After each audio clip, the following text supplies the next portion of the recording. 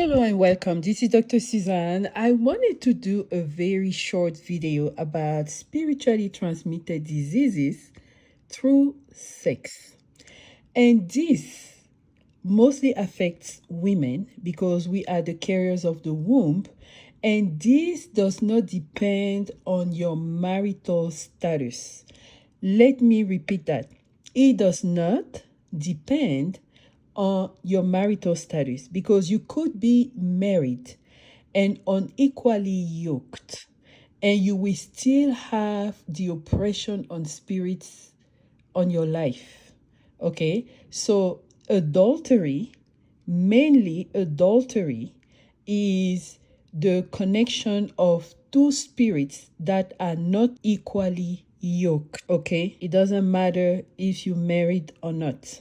Let's get that out of the way. So this is purely diseases and symptoms you will have because you had a sexual intercourse. First of all, we need to understand that there are, I'm talking about male and female relationships. The male is the giver, the female is the receiver. The organ used by the male is the penis, and the substance he gives you is the semen. The organ of the woman is the uterus. Let me please drill in your heart again that those two organs are altars. The penis is an altar if a man is circumcised. You can go back and read the book of Genesis, I believe it's chapter 17, when God was speaking to Abraham about the circumcision and the covenant he made with his own flesh. If it's an altar, it means that a deity is sitting on that penis. Sex is spiritual. The woman also, in her womb, there is a spirit of life. The spirit that gives life. The womb is an altar. So what you're doing, you're connecting altar to altar. You're connecting deity to deity. The element of connection is the fluids that you guys are exchanging. The semen is blood. The semen contains DNA. The semen contains living organisms that are floating. They have life. They have energy. They can run and go look for your own egg in your ovaries. The semen also carries spirits. You understand? When you're having sexual intercourse, you are having a spiritual intercourse. It's not just body. It's not.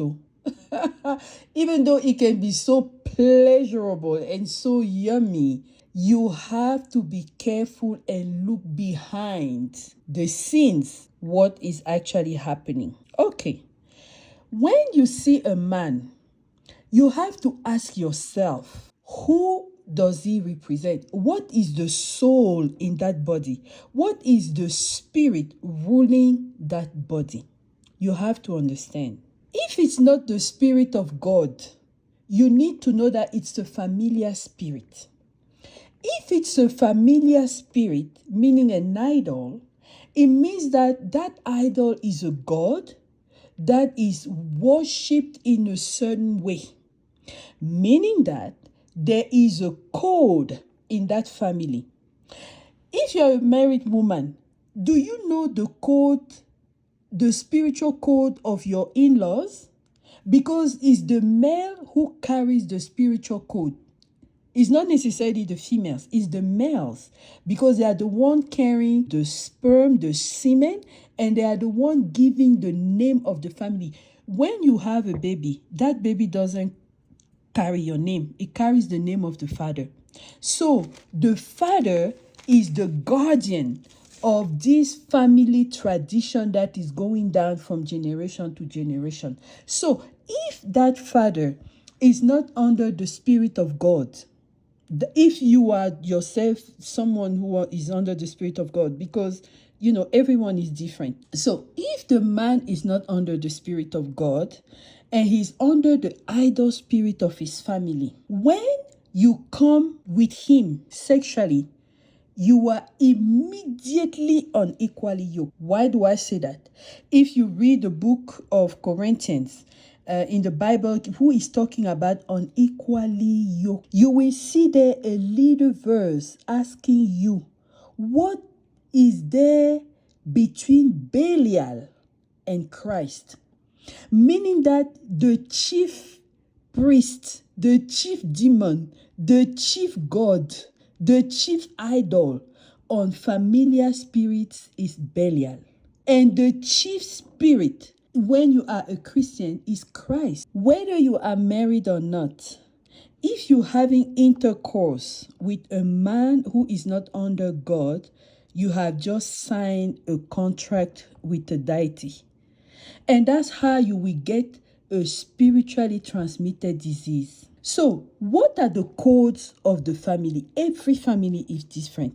Some families want the blood of children, either unborn children or newborn babies. You will see the baby dies in the tummy, or it's born and dies within a week, or there is an abortion, but they want fresh baby fetus blood. Some families, that's what they look for. Some families target the children, the firstborn child of every family. That idol must eat it. Some families, they're looking for firstborn male child, and they take him out at a certain age, maybe 40 years old, bam, you go, or whatever.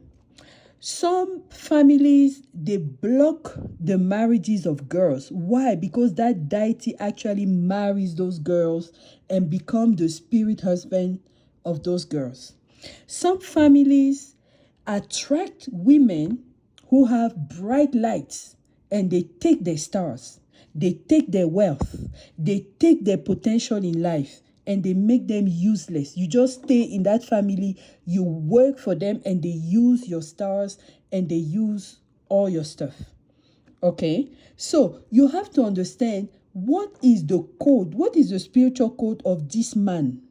Am I equally yoked with him, or am I not equally yoked? You can be going to church with a guy, but he's not under God. You must know that. How is it transmitted? Through semen. Semen is what carries the spirits. Semen is what comes out of this penis altar that goes connect with your own altar in your womb. Okay?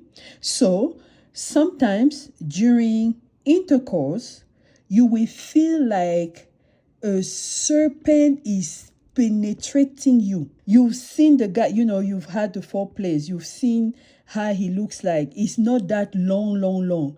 But you yourself, you have the feeling that he's getting to your brain. You don't understand what's going on. You like, this thing, I can feel it in my heart, oh. This thing, I can feel it in my brain, oh. This is not a natural organ doing that to you.